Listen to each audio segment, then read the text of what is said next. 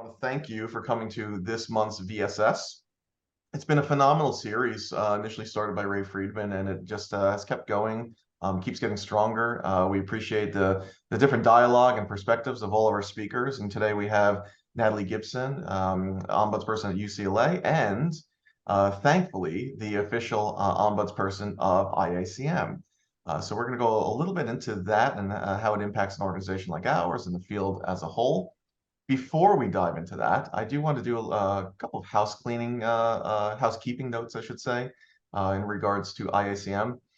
If you are not familiar with Negotiation and Conflict Management Research, our journal, it's a C journal in ABDC. It is open access platinum. So there is no cost for access or for publishing.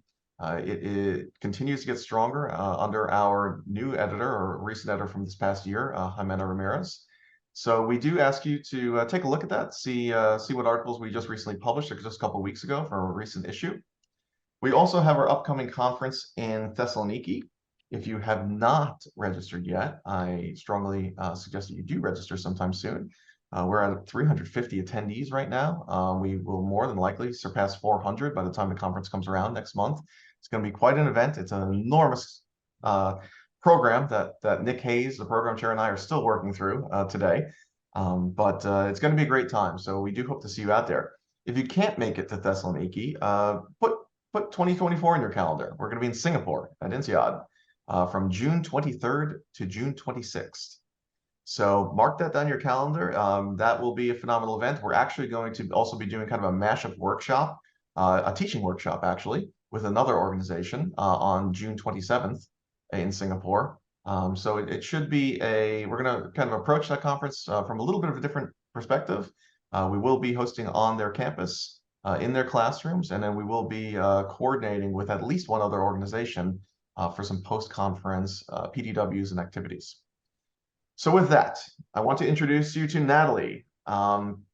We are so lucky to have Natalie. Natalie came into IACM on the heels of more than a year's worth of work on our code of conduct policy that the membership passed a little over a year ago now, I believe. And that work was put forth by myself, Cindy Wang, Taya Cohen, Lori Weingart, and Will Hall. And that policy, while passed by the membership, continues to constantly be amended today. Natalie is in that file all the time, I can see. And that's a really critical aspect I'm sure Natalie will go into, and just the constant adaptation and evolution of the ombuds process and how our policies take place and take shape. So I'm going to hand it off to Natalie at this point. If you wouldn't mind, this is a 45-minute session or so. Please keep your questions, if possible, to the very end. You're more than welcome to voice them at the end. You're more than welcome to post them in the chat box. And we'll tackle them around, say, 40 minutes after the hour. So Natalie, it's all yours. Awesome. Thank you, Brandon. Good morning / good afternoon, good evening, maybe to anyone who's watching. I'm so thrilled to be here and very excited to be sharing some insight into what I do in my day-to-day job, as well as what I will be doing with IACM. So hopefully there won't be any technical difficulties. I'm going to go ahead and share my screen and see if that works. All right. So here we go. And if anyone wouldn't mind just giving me a thumbs up if they can see the presentation. That's perfect. Awesome. Okay, great. So what are ombuds and why does every organization need one? Being a little bit presumptuous here, but I think that most, if not all, ombuds would agree that we're pretty essential, and we should be pretty essential to organizations. So I'm going to go ahead and talk about the history and background of ombuds, in particular, looking at organizational ombuds in the United States. This is mostly just because of what my background is and where I'm currently practicing. We'll talk about the evolution of that practice, different types of roles and responsibilities that go into ombuds work. We're going to talk about tenets and principles of that work, the common threads, as well as some of the distinctions between the types of ombuds. The role of organizational ombuds, again, in particular, the value that they add to organizations, recent developments in the field of organizational ombudsing, and the role within IACM. And then, just as Brandon mentioned, at the end, hopefully we'll have some great time for conversation, for questions. And then, of course, if anything doesn't get answered, anyone who joins us in Thessaloniki can add or, talk about it with me then. So who am I? That is me. Again, my name is Natalie, and I am a conflict resolution practitioner. I got my master's degree in ethics, peace, and global affairs with concentrations in human rights, social justice, conflict transformation, and peace building at the School of International Service at the American University in Washington, D.C. My primary role now is as an organizational ombudsperson in the Office of Ombuds Services at the University of California, Los Angeles, where I serve students, faculty, staff, administrators, and really anyone who's part of the greater UCLA campus with concerns affiliated with UCLA. And then, of course, my most recent role, and the one that I'm, here to kind of teach you about, and that is the Ombuds for IACM and its members, starting with, today and then moving forward with the conference and hopefully thereafter. So what is an ombudsman or ombudsperson or ombuds? Where did it come from? So the name, of course, can kind of be used interchangeably. I will use ombuds in this presentation. Sometimes people use ombuddies amongst colleagues. But really the word and the name does date back to, sort of Germanic and Scandinavian roots. In Sweden in particular, it's noted that the name ombudsman or ombudsperson means a representative of the people. So the first ombuds program was created in the year 1713 by Swedish King Charles XII as a way to address concerns about maintaining his authority and ensuring that officials were following the rules. About a century later, that similar role was enshrined in the Swedish constitutional document, the Instrument of Government, in 1809. And Article 96 of this document declared that citizens of outstanding integrity would be appointed to uphold laws and statutes and act as an ear to the people, or a grievance man. This person was a public official who investigated and in some cases even prosecuted allegations of misfeasance and malfeasance by other governmental officials. So this original role, which we refer to sort of as a classical ombuds role, was intended to provide a means where citizens could pursue complaints and grievances against the administrative and executive branches of government. So pretty specific as far as the constituencies that were being served and the purpose of what they were doing. So these individuals could officially receive concerns and complaints and then investigate them. And as this role developed, as it started to spread to other places, not only within Scandinavia, but outside of it, the role that they played, and again, the function that they served began to change. So when we talk about the evolution of the practice and expansion of ombuds programs, as I mentioned, the constituencies that they served also expanded. Ombuds programs were largely limited to Scandinavia until well into the 20th century, but then they did begin to reach other countries, cities, and government bodies around the world. As they did this, Mary Rowe and Howard Gadlin note that institutions across the United States and Canada began to implement and adapt their own version of ombuds programs. And these were suiting particular needs of the different constituencies, not just concerned citizens, but also employees at organizations, managers, and students. They point to the social and political upheaval of the 1960s in North America as being essential to the creation of organizational ombuds as we know it. As society was going through, just complete upheaval. There was an increase in dissent and self-determination and self-expression on the individual level. And on the more cultural level, there was more attention being paid to issues of justice and civil rights, anti-authoritarianism. People were looking for alternatives to formal bureaucratic processes to address the turmoil that they were facing. As I'm sure many of you know, there were widespread protests, particularly on university and college campuses, as public and private institutions were considered to be under attack.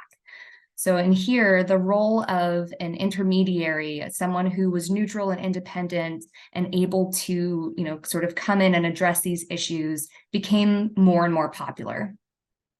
In 1965, the first Ombuds office in North America was established at Simon Fraser University in British Columbia. And then the first in the United States was established at Eastern Montana University in 1966. By 1971, it was estimated that there were between 60 and 100 offices, Ombuds offices, operating, though it's very possible and very likely that many of them did not even know about the others that were being established. Just again, because there was so much going on, folks were kind of doing what they could, where they could, but pretty independently of one another. As the roles of Ombuds in higher education continued to expand, Ombuds programs were also established in other sectors, including the federal government, where agencies created Ombuds offices to contend with rising numbers of complaints from the public as well as employees, in particular in the early and mid 1990s. Even as the number of Ombuds offices grew, the definitions and the sort of particulars of how those Ombuds practiced varied. And many have noted, again, that even within the same sector, Ombuds were likely operating without consultation or even knowledge of others, leading to sort of gaps and confusion about, again, what Ombuds were, what they did, what they didn't do, and what their purpose was. So at this time, there was, an increase in the number of professional associations that were being created as a way to sort of form, these bonds with other ombuds throughout the sectors, as well as to improve the operations of the programs themselves and to, make sure that there was sort of a baseline of what the practice was going to look like. The United States Ombudsman Association, or USOA, is the oldest national ombudsman association in North America, having been founded in 1977. And other associations such as the University of College Ombuds Association, UCOA, and the Ombuds Association, TOA, as well as the Coalition of Federal Ombudsmen, was formed to address these needs for the development within the field and establishment of best practices. Multiple, attempts and publications of code of conduct and of ethics and principles were put together by different committees within these associations. But most recently, we have the International Ombuds Association, or IOA, which was created in 2005 as the result of a merger between UCOA and TOA. And IOA is now the largest international association of professional organizational ombuds practitioners. The IOA has approximately 1,100 members in 53 different countries across all sectors, and it aims to serve as the standard-setting organization across the field. In June of 2022, the IOA published its most recent updated version of the Standards of Practice and Code of Ethics based upon the fundamental principles and core values of organizational ombuds programs, again, as a baseline of best practices. And this was to ensure that even if there were variations, particularly among different sectors, that all organizational ombuds could say that they had those same guiding principles. So what are those guiding principles? The fundamental principles of organizational ombuds are the principles of independence, impartiality, and neutrality, confidentiality, and informality. So first and foremost, ombuds are independent. They are not part of the management of an organization that they serve and do not represent the individuals that they work with. However, they may stand for and represent equity, fair process, transparency, and justice. Ombuds are impartial and neutral. They don't take sides and instead work to develop options to address or surface issues that support empowerment and fair process. So again, they're working to assist the individuals that come to them, known as visitors, as well as the organization and institutions as a whole. Perhaps most importantly, organizational ombuds are completely confidential. So at their core, an ombuds will protect the identity and the confidential information that visitors share, unless there is an imminent risk of harm determined by that ombuds, or if they feel that there is no other reasonable option to be able to address something that could lead to harm. And then, of course, informality. Visiting an ombuds does not trigger any type of formal investigation, as would be typical in situations with HR or perhaps legal processes.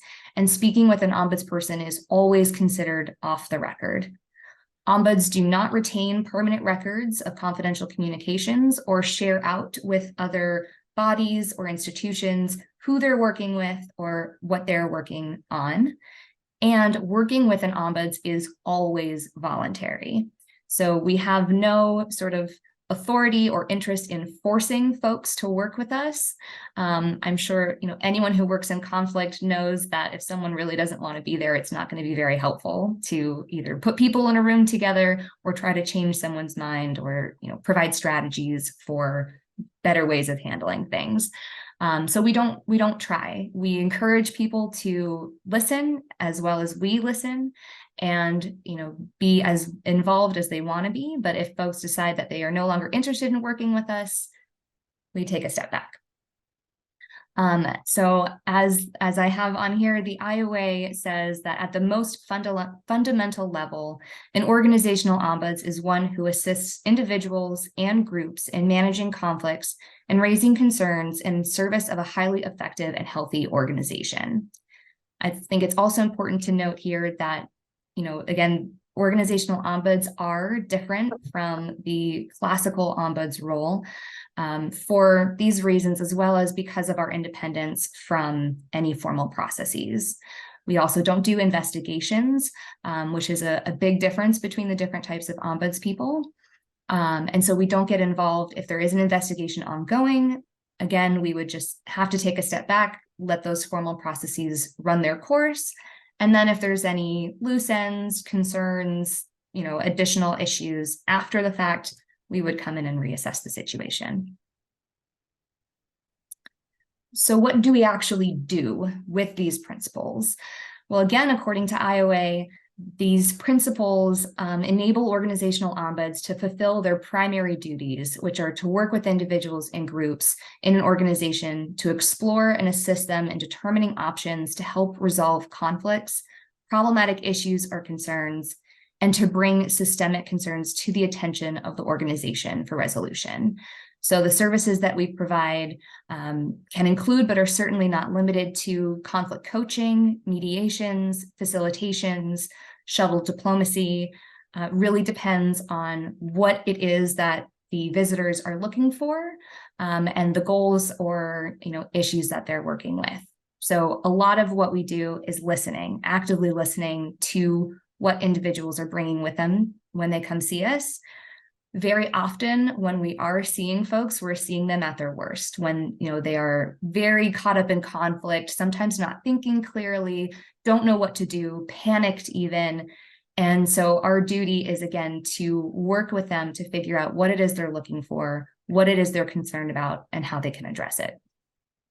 On the individual level, again, we listen and we can provide counseling. When we say counseling, of course, we do not mean psychological counseling or legal counseling, but counseling as far as what their options are within the institution or outside of it. We can clarify what their issues are and what their interests are, as well as explain any policies or procedures that might be relevant to, again, what their end goal is. We can act as a sounding board for folks to either, practice what it is that they want to do to address a conflict, or just to see what other options they can come up with and generate on their own. We can also facilitate communication and negotiation. That could be a facilitated conversation, which again, still informal, still considered to be off the record, or even help folks be able to negotiate for a formal process. We don't get involved in that formal process, but may help someone as they're processing through what it is they're looking for. And then, of course, we can make referrals to other resources, offices, individuals inside or outside the institution. On a larger level, for the system or the institution that we're working for, we can provide training and workshops. These could be things on basic conflict management skills. It could be communication skills, negotiation skills, or even just on topics of EDI. So, wanting to make sure that our institution as a whole is healthy and is sticking to their mission, being equitable and diverse, and having folks that feel that they belong. We might just be educating folks on what that looks like. We can also provide guidance and coaching. So again, that could be conflict coaching or just coaching someone in better communication strategies. And it also means that we can aggregate data and raise issues up to formal channels and to decision makers to be able to provide information about trends that we're seeing, as well as opportunities for systemic change. A lot of people, I think, would refer to ombuds as the canary in the coal mine or an early warning system, because very often folks will come to us and we'll start hearing issues before they reach the front page or before they reach, for example, the chancellor's office. So if we have that ability and that direct line of communication with folks at the top of the institution, we're able to raise these concerns while still making sure that the individuals and groups that we work with are confidential. What do we not do? So again, we don't participate in formal proceedings, including investigations or formal resolution processes. We don't make binding decisions or create policy. We have no authority to institute corrective measures and don't get involved in instituting of corrective measures. We also don't serve in other organizational roles that could compromise our neutrality or even compromise the perception of our neutrality as an individual or as an office.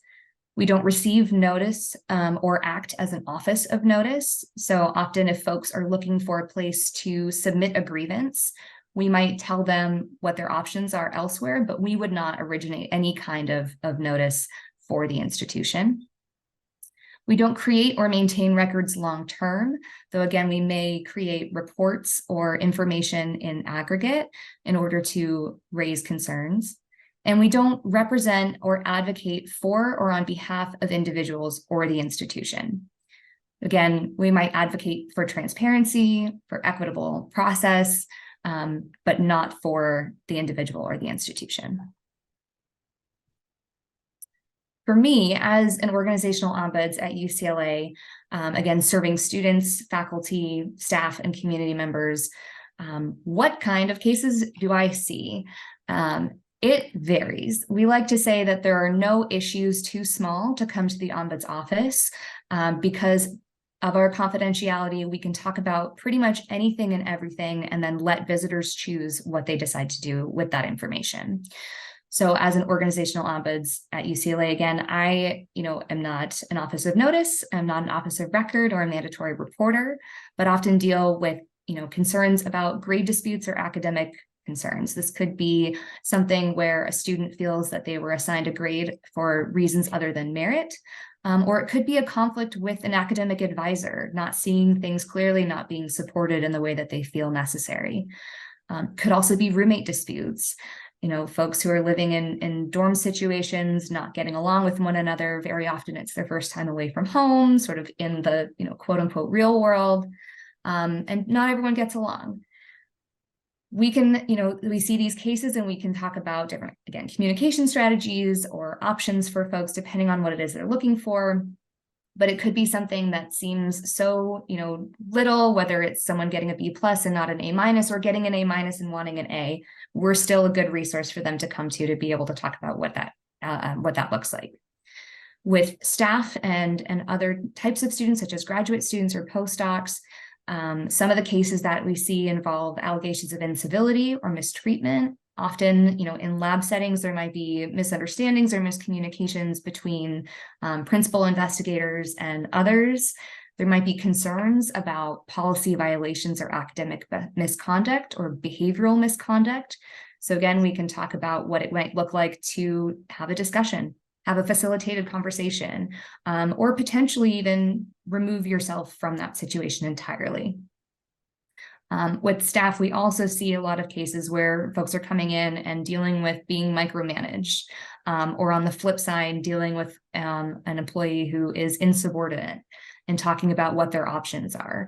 So not only on the informal side, but we can also talk about what their formal options would look like. And again, any policies or procedures that might apply to those individuals. On a sort of larger scale, we also get cases that involve power dynamics, particularly amongst faculty. So junior faculty who might not feel comfortable raising concerns to senior faculty. If you have an adjunct and a lecturer who have a concern with perhaps the chair of a department, they might want to come in and either ask for guidance on how to approach the situation, or even ask for information to be relayed confidentially. And then, of course, there are always allegations or concerns about discrimination, bullying, and harassment, and what that looks like. I will say, at least at UCLA, there are more recent policies that talk about what is and is not considered inappropriate behavior, not too different from what the IACM has created that we'll talk about in a little bit.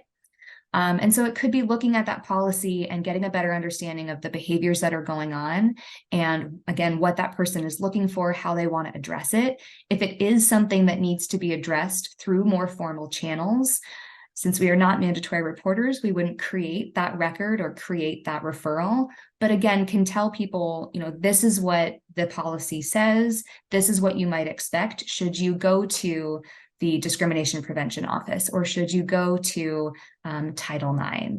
So giving them the information necessary so that they can make an informed decision about what it is that they want to do. So we've talked about kind of what ombuds can't do, the types of issues that I see just as an example. So why does every organization need an ombuds? What is it that we are offering in value? Well, I kind of break it down into, 3 different types of value. There's a psychological value in that individuals who are interacting with or, within an organization are made to feel that they're seen and heard when they have a conflict or a concern. And so they're getting that support, again, from a confidential, neutral, independent, and informal resource. Working with an ombudsperson can provide sort of a reaffirmation of their dignity, especially if they're struggling to navigate a large bureaucracy and just don't know where to go. Being able to be supported in that way and heard for what it is that they're looking for can be just an absolute game changer. We provide a safe space for folks to identify and address their concerns without fear of reprisal or fear of escalation.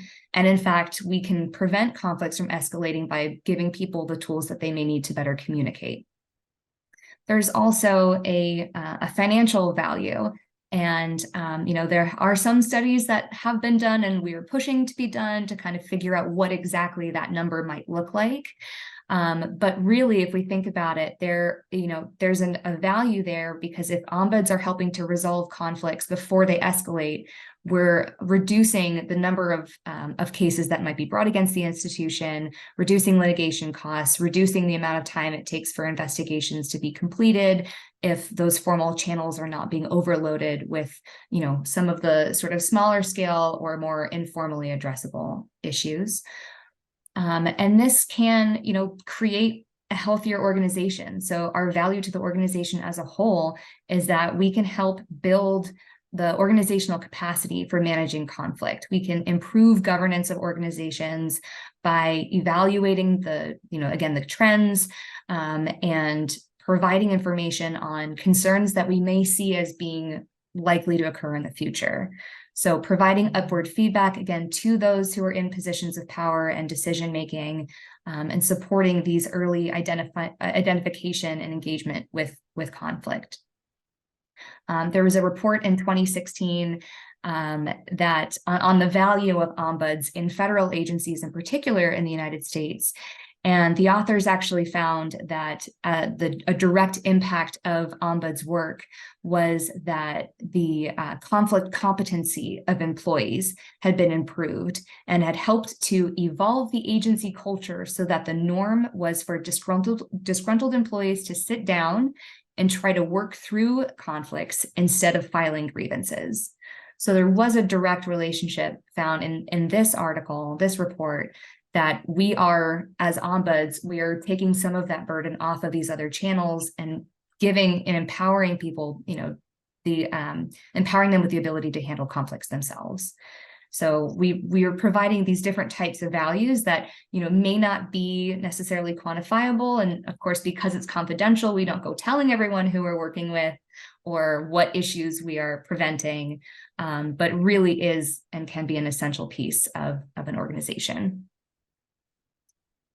So looking at recent developments in the field of ombuds, going back to the 2010s, a little less recent, but still important.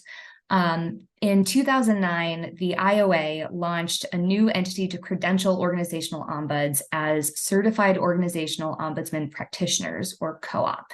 Again, this is an attempt to sort of standardize the field and to, add titles to folks so that they can be identified as following and practicing along with the tenets and principles of the IOA.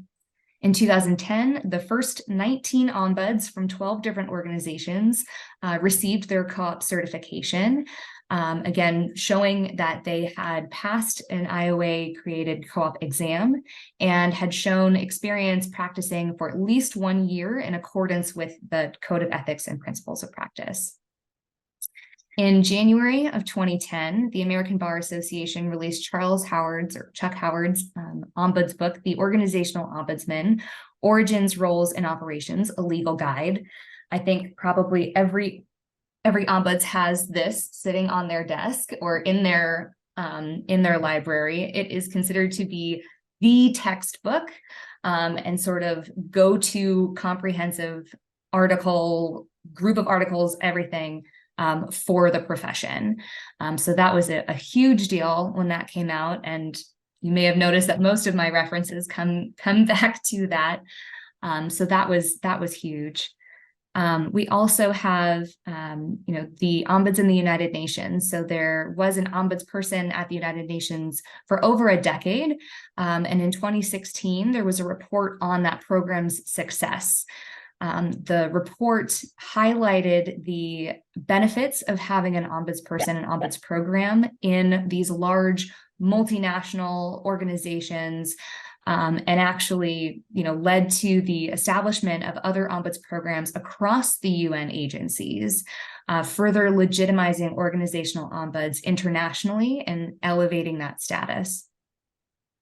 And then, of course, we have increased support from the American Bar Association.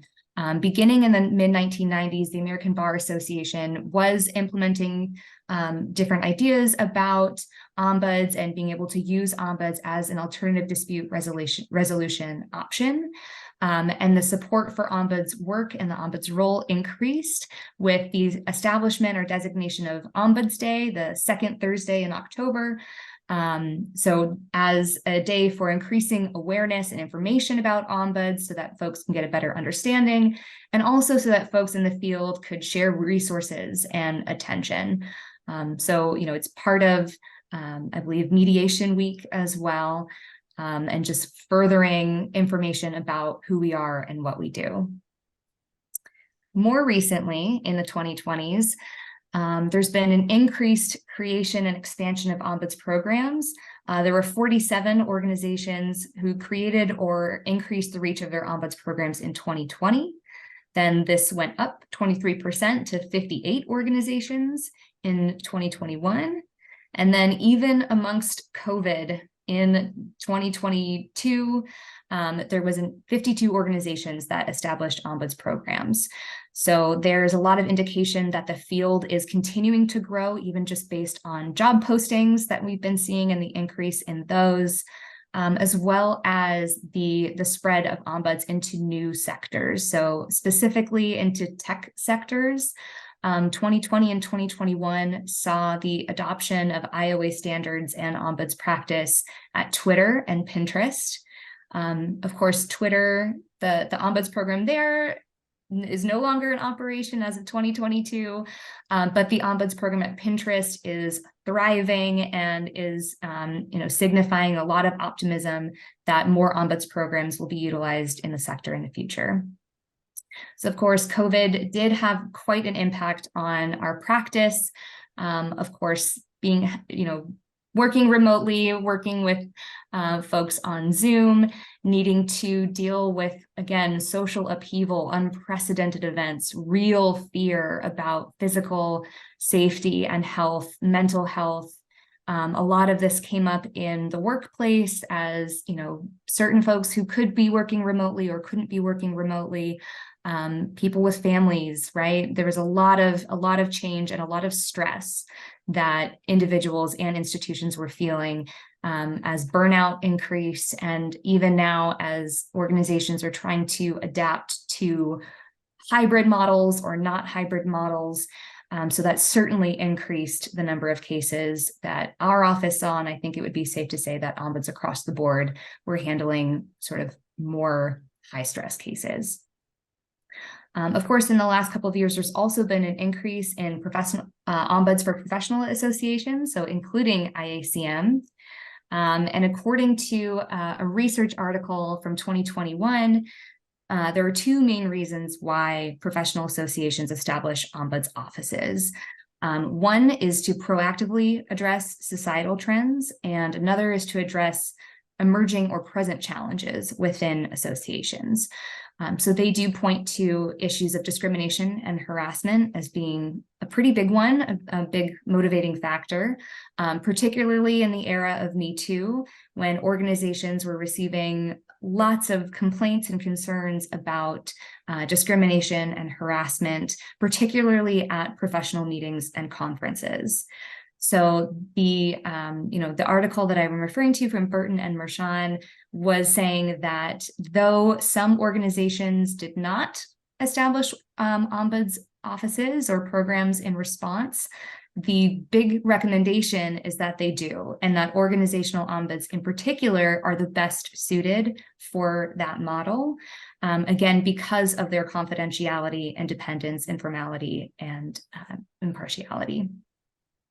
I'm sure, as we all know, conferences can be kind of wild. Folks are coming to perhaps exciting locations. It's not their home institution, and they don't always act their best. So what is sort of helpful for ombuds that are coming into these associations and attending these conferences as a support is that instead of trying to work upward through an organization, they're working horizontally and working via the common participation in that professional association or meetings. It's also very helpful because ombuds can support codes of conduct established by those professional organizations and associations, such as the one that was established by the IACM. So within the context of the IACM, the role of the ombuds is to provide association members with a mechanism, an informal channel to raise and address concerns. As Brandon mentioned, there was a special committee created to have this discussion and figure out a policy to ensure that the IACM and its members were conducting themselves appropriately and respectfully, and again, ensure that there would be a mechanism in place to address any allegations of unacceptable behavior. So in the rules and expectations for professional conduct, it stated that a mission of the International Association for Conflict Management is to foster the exchange of information and ideas about social conflict from all disciplines and throughout the association. And in part, there is an obligation to foster a professional environment for its members and others who participate in their activities.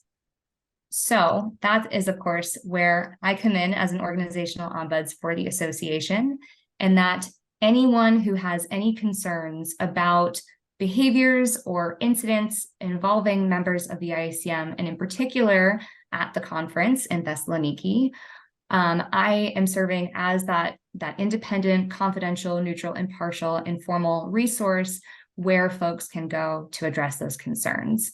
as an organization that is dealing with conflict management, they are being, this is putting IACM on the forefront of good practice and best practice, and hopefully setting an example, continuing to set an example for other professional associations in how to manage conflict. So I see that we are just a couple minutes shy of the end, so I want to give some time for questions. If anyone wants to, they can reach out to me at the newly created Ombuds email address for IACM. Or of course, if you've got questions now, please feel free to come off mute or throw them in the chat, and I'll look forward to discussing this further. Yeah, I'm going to jump in with a question here. First of all, Natalie, thank you so much for that. My question comes from my experience in my role of being an executive director for multiple academic organizations. And I've unfortunately been in situations where I've had to, deal with some of the weight of these issues that you deal with, or, sometimes be a liaison in terms of pushing somebody towards an ombuds where they're not really sure where to go, whether they want to go. So you mentioned that you often see people at their lowest points, given the intensity of some of the situations that are faced. And as an executive of these organizations, multiple times in my career, I've been on the end of things where I've had to detail the board, my board of directors, of the situations that come to light. And oftentimes, those situations lead to a very emotional response from board members. From sadness to anger, because how dare a member of our organization do such a thing. So while such emotions are understandable given the gravity of the situation, they also run the risk of clouding judgment, inhibiting necessary diligence. So given the weight of these situations and these issues that you constantly in your role have to deal with, how do you maintain your own emotional well-being, preventing burnout from dealing with these situations, these high stress situations? And is this an area that ombuds end up having to constantly strive for personal growth within? Great question. I think there's a lot of pieces to it. So as far as the sort of emotional aspect of it, and let me go ahead and stop that. Yes, it absolutely can be very taxing on sort of everyone involved in the situation. And I think, at least for myself, the independence piece plays a lot into that, of being part of an organization but still separate from it, that there's a bit of a distance there. And it's also, I think, a lot to do with practicing sort of being able to meet people where they are, address their concerns without taking that home with you. So it's a similar recommendation, I think, for folks on boards who are dealing with these, that yes, it can be really, really hard, especially when there's concern for the members or concern for the folks involved, or like you said, even being upset or angry that it's happening. But I also feel it's important to very often separate the incident from the individual, to sort of look at it more objectively without sort of ignoring the subjective part of it. I am very lucky in that I work in an ombuds office that is more than just me.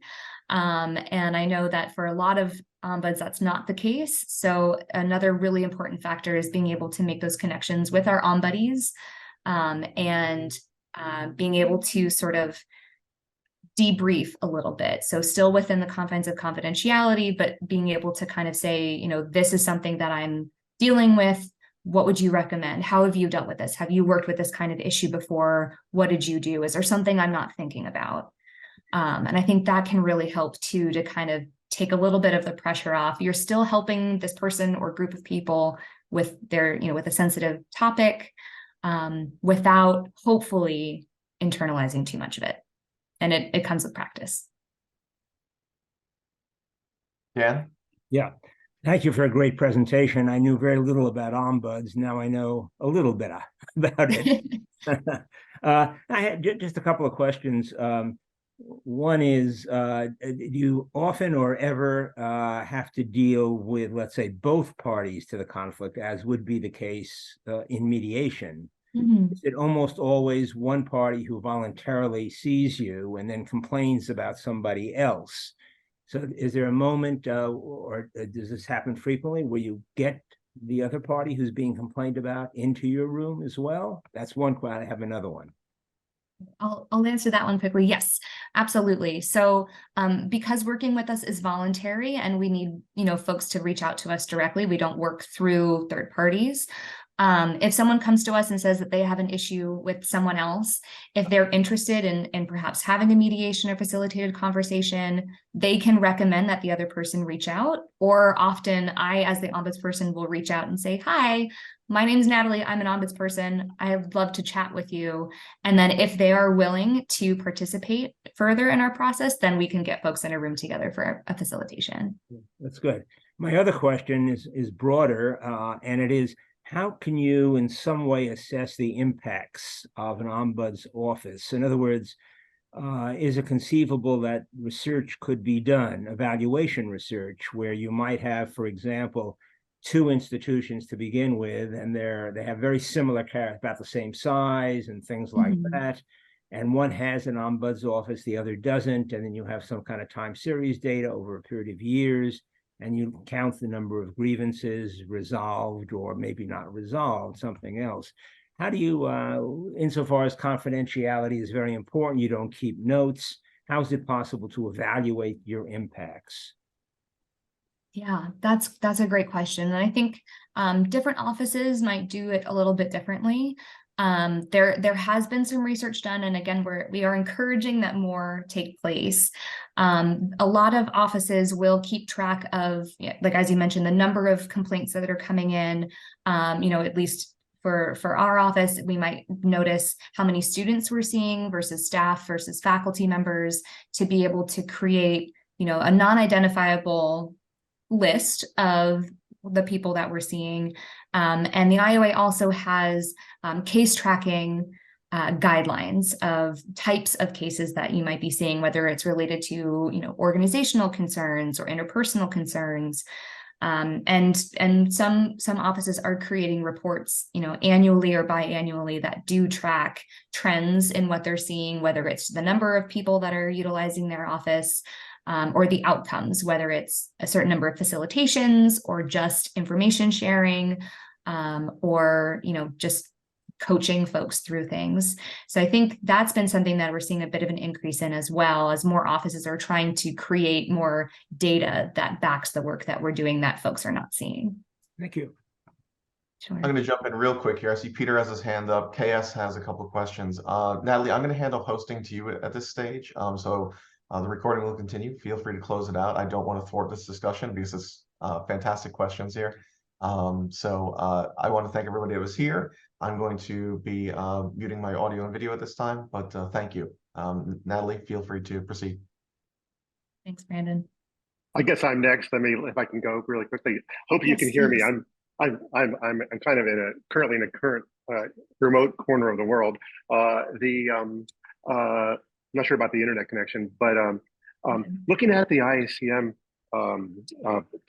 ombuds procedures, which I'm sure you have, what's your reaction to it, and just your overall impressions or evaluation of it in terms of how good it is, and I was involved in some of the early discussions for creating it, and one of the goals was to create a deterrent so that bad behavior wouldn't occur at conferences, and I know what, and so what's your sense of it in general, and then what about the reporting function? I know there was a lot of discussion about that, like what if you get something, how do you report it, who does it go to, and especially that aspect of it I'm curious about. So thank you. Sure. No, thank you for the questions. So yes, I think as Brandon mentioned, the conversations about creating that policy were going on for about a year before I became involved, and are still being improved. So I think there's still some iterations, I think, to come, or some edits to come, largely based on the language and guidance of the IOA. So that's where, being more aligned with organizational ombuds practices, which can look different again from classical ombuds. There's an investigative role that organizational ombuds don't do. And so the policy, I think, is, looks pretty good. Again, mapping onto IOA standards. And then there's still room for improvement to, address, like you said, if there is something that needs to be, put in there as a deterrent. I believe in a different document, I think it might actually just be the bylaws of the IACM. It was something about what the board itself could do if there were to be an issue. And one of the pieces of the policy as well is that if something were to come to the ombudsperson and need to be elevated, and this I think also goes to your question about reporting, depending on what that concern is, if it's something more systemic that needs to be shared with the board, then there could be an investigation. It would be separate from the organizational ombuds role. But it would be independent, and then that would be separate from the board, but a recommendation could be made, and then the board would have the authority to come up with a sanction or, some sort of decision after that fact. But also on the reporting as well, if there are, again, trends, let's say I receive a handful of concerns about discrimination or just disrespectful behavior, I would be able to share that with the board in aggregate and without sharing personally identifiable information, unless I had the explicit permission of the folks that were sharing that information with me. Great, thanks. And then I see Jason has your hand up. Yes, thank you, Natalie. Can you hear me okay? Yes. All right, just gonna lower my hand there. Great, it was great to meet you and hear this presentation. And hopefully I want to get a couple of things cleared up in my mind based on previous experience that I've had trying to work with ombuds. So being independent, and you alluded to this, there's a little bit of a challenge, I guess, because you are ultimately employed or contracted by an organization as an ombuds, right? So there's some tension there. Does that mean that in your case, you are not a member of IACM, or are you a member of IACM, or would you be allowed to be a member as the ombudsperson? Good question. I don't believe I'm currently a member. I don't see a reason why I couldn't be a member. I think, the independence of the organization, a lot of that comes down to sort of trust and, experience that folks have working with ombuds offices, knowing that they can go there and share information without it being, misused. There definitely have been challenges, I think, where folks are saying, like, exactly like you're saying, okay, but you're employed by the organization. Or for example, I'm employed by UCLA, I'm serving UCLA's constituents, but I don't have an obligation to share. And actually there are protections in place so that if, for example, the chancellor of the university were to say, show me your records. No, we can't do that, because as organizational ombuds in the very core of what we do, that's something that's protected. So I think part of it is just kind of establishing our reputation for, being, I think, upstanding citizens was, how it was phrased in one of the original roles, and proving to the people that we're serving that, we are independent from the folks who pay us. Okay, and so, yeah, because that just ties to there's the concern of neutrality, because that's one of the principles, right, is neutrality. And I was curious how far neutrality goes. I can't repeat the quote about it, but when sometimes behavior becomes so egregious, neutrality is no longer neutrality. It's almost like enabling. But I was wondering, is there ever a situation, or have you seen, or can you imagine a situation in which, suppose it's actually the highest level of the organization, that people are doing problematic, unethical, if not illegal things, and would the ombud then be in a position to speak out against that and say, hey, you're not even following your own processes, you're suppressing a legitimate complaint, I can't support that. Is that a scenario that can happen? I would say so, yes. And I think that's where, again, that independence piece can come in to sort of not necessarily be not neutral, but again, advocating for fairness and for equity and due process. And like you're saying, if at the very top there are issues there, being able to voice that and saying these are concerns and institutional issues that are not, aligned with the mission, for example, of the institution. There have also been conversations, especially in the last couple of years, about whether or not ombuds should or could not be neutral on topics such as social justice, right? Like, do we have, as ombuds, do we have an obligation to make a statement that is not neutral, or must we remain neutral on all sides? And I think that's something that we're still kind of working through, of what is that line? Is there one? Should there be one? Some ombuds in other, locations or, outside the United States might have different takes on that as well. I think that's something that we're still, as a field, trying to work through. Gotcha. Okay, and I'll just wrap up with this, and if you'd like to hear more, I'd be happy to share it. And anybody else on the call that's interested, experience I had a few years ago with another organization, not this one, that has multiple ombuds people, got to a point where the ethics apparatus of the organization was objectively not following their own process, and the ombuds people, instead of saying, hey, you did not, Jason said you're not following the process, you're not following it, you need to follow it. They just said, well, it's not too bad, Jason, you to go away. And then then suggested, when I spoke out about this, well, maybe if you're up for it, you should consider counseling, therapy, like psychotherapy, which I asked a friend of mine who's a psychotherapist what she thought about that. She said, I'd file a lawsuit against them.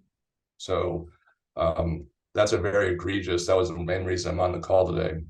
Not to air that, but just to get clarity, like I said, about the principles. Sure. And then hopefully connect with you or anybody else that's like-minded and say, hey, this is a problem. And if, I'm happy to share more of the story with anybody that's interested. I know your work is in a different umbrella, Natalie, so I don't expect that of you. But if you're curious, would like to hear about it, I'm happy to share it with you. Well, I mean, thank you for sharing that. And I think, and I believe I might have mentioned this earlier too, that, if there sometimes is a point where the informal only goes so far. I don't necessarily agree with that, the approach that the ombuds that you worked with received or provided, but I would say that I've had those conversations with folks too, of, there's a certain level of informality, and then in order to have systemic change, it might need to require a formal process, whether it is a lawsuit or utilizing, whistleblower hotlines, or going to press. And that is largely up to the individual, depending on what it is that they're seeking. But I'll leave it with, this is the last thing I'll say is, I asked, because I said, well, now the people in the ethics apparatus are behaving unethically. And I asked if there was a mechanism to file a formal complaint against them. And the president of the organization said no. And when I said, does that mean that they effectively have the equivalent of diplomatic immunity in this organization? She said, yes. And I have that in writing. Wow. So I just thought, I wasn't quite sure who to share that with, but I thought it was fairly mind-blowing.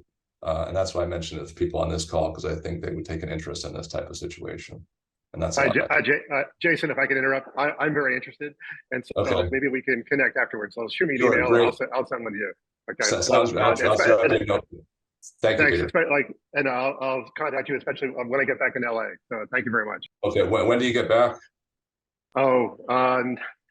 Sometime next week, lately next week. All right. I'll just put a note in my calendar. Thank you. Sorry, Natalie, for taking up more time than I should have. No, not a problem.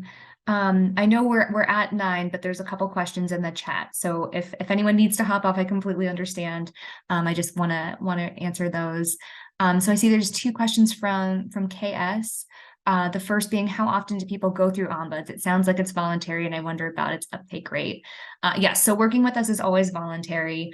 I would say, from personal experience, again, working in a university setting, it ebbs and flows sort of based on where we are in the academic year. At the moment, UCLA is on the quarter system, and this is the last week of exams. So we are being utilized a lot of any concerns that students in particular have.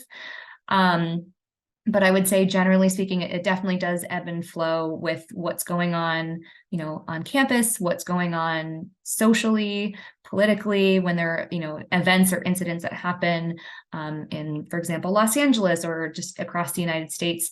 It can lead to an increase in folks reaching out to us, especially if they just don't know what their resources are or have questions about what to do next. And then, are there other more salient challenges of being an ombud? Ooh. I mean, it can be challenging work. Absolutely. I think it's incredibly rewarding. I mean, and all of you folks in, working in conflicts, yeah, there sure can be. I feel like that might be another presentation topic.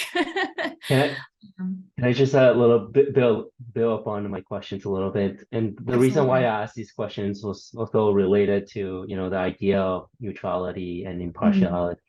Right. So it always feels that, there might be a sense or perception that, ombuds being employed by the organization that they might have grievances to would not be, as impartial despite trying to be. Right. And there's always, the thought that, they can just be fired by the university, right? If they, speak out against, the university.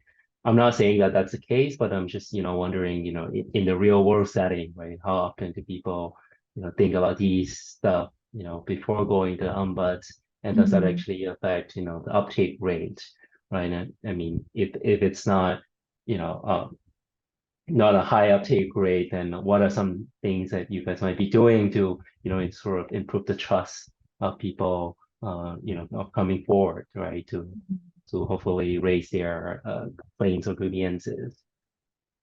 Absolutely. Yeah. Yes, absolutely. And it's a great question. I think, I'm very lucky in that the office at UCLA has been around for over 50 years.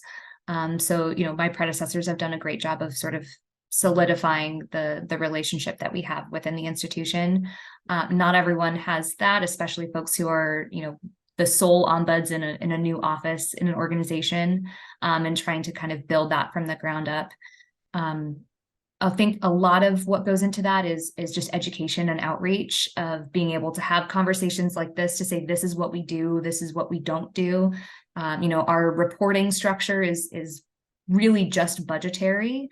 So we do have a dotted line directly to the highest decision maker at the university, the chancellor, but it is really just for budgetary purposes.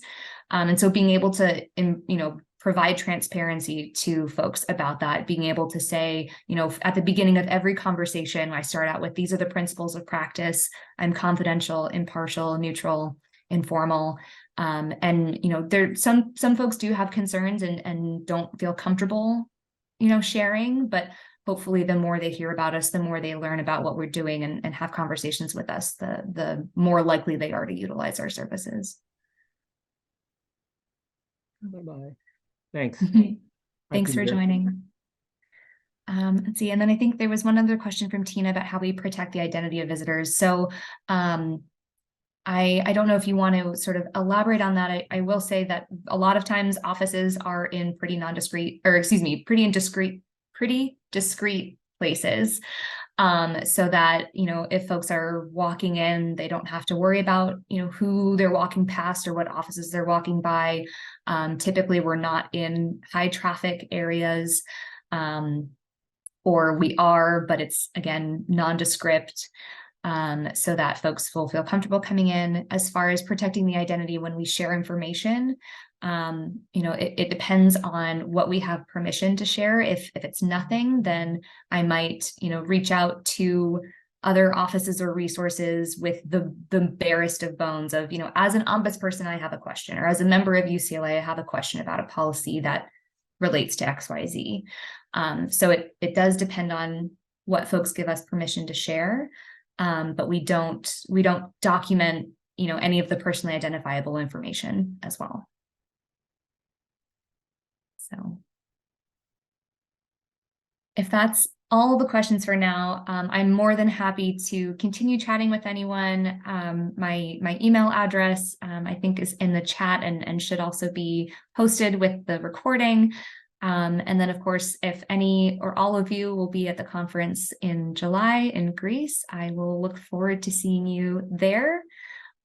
and am always happy to chat. So thank you all so much for coming and for your questions. I really appreciate it. Thank you, Natalie. Thank you. Thank you. Thank Bye. you. Take care, everyone.